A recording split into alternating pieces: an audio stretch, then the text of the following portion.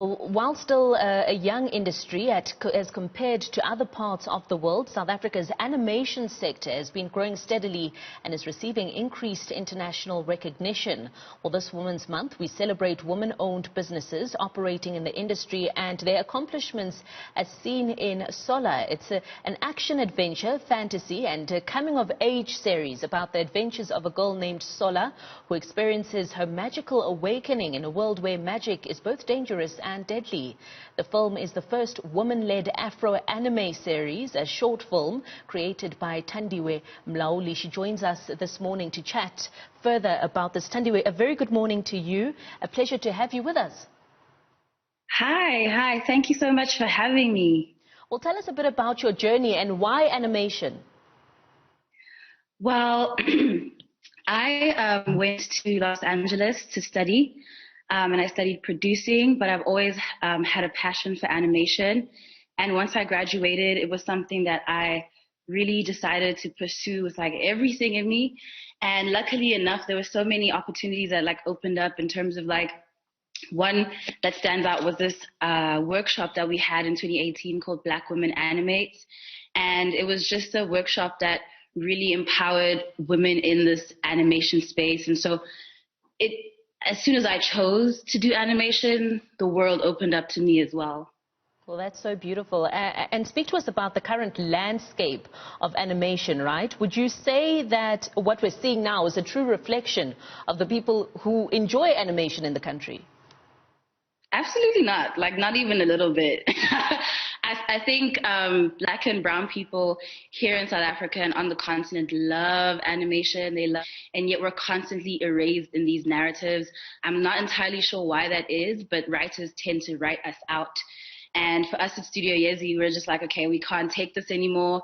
If they're not going to allow us in, we need to create our own spaces, and we need to like break our own ground and nurture our own soil, because at the end of the day, Black people are going to be in the future, and so we need to make sure that our art represents that too. And how difficult a task is that? Are you finding that you have to, consistently prove yourself, consistently prove that you can do this? It is tough. It is tough. However, what's really interesting is that we live in an unprecedented time.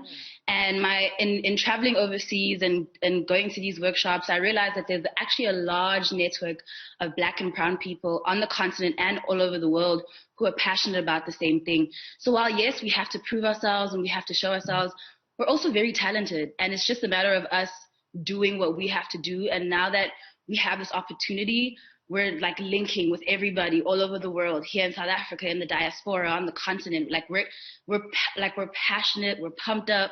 Like we don't care if people want us to prove ourselves or not. We're talented, we're disciplined, and we're going to show the world that. As you're speaking, I see the passion in, how you speak about this industry and all the work you're doing. Speak to us about Studio Yezi. I mean, what sort of contribution are you expecting it to make in the industry? And what is it all about? For sure. So Studio Yezi, basically Yezi is short for Nkanyezi, which means star in isiZulu. And for us, we intend to be a symbol of hope with our storytelling, a symbol of light with our storytelling.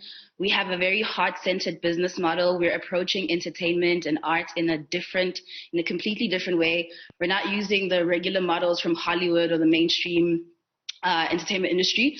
We're leading with love, with kindness, with talent and discipline. Like we're nurturing our talent. We're nurturing the people who collaborate with us, because just the same passion that you feel in me, I want them to feel it too, so that when you guys watch Solas, you feel it in them as well. So we're taking a completely different approach. We're spirit first, energy first, people first, and we're trusting that the art will reflect that. Sure. Well, quickly tell us about Solas. I mean, I spoke about it in my intro. It's a short film, and I understand that it's actually crowdfunded as well. Speak to us about that decision.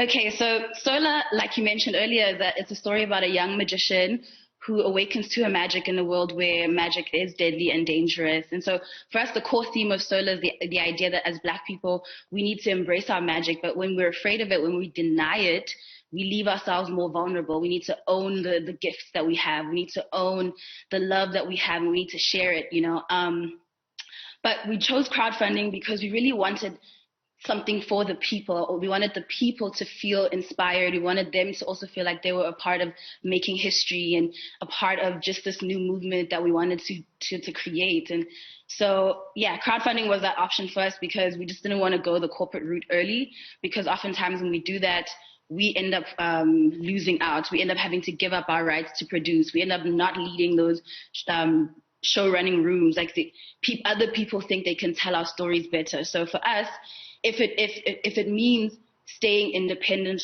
longer, that's what we're willing to do. If we have to work harder, that's what we're willing to do. We're not afraid of hard work now. Absolutely. Well, I think we'll leave it there. And all the best with Sola, and all the best with your company. I hope it flourishes. And happy Women's Day for tomorrow. Thank you so much. Thank you so much. That's Thandiwe Mlauli. She's the founder and CEO of South Africa's first animation studio, independently owned by a black woman. That's Studio Yezi.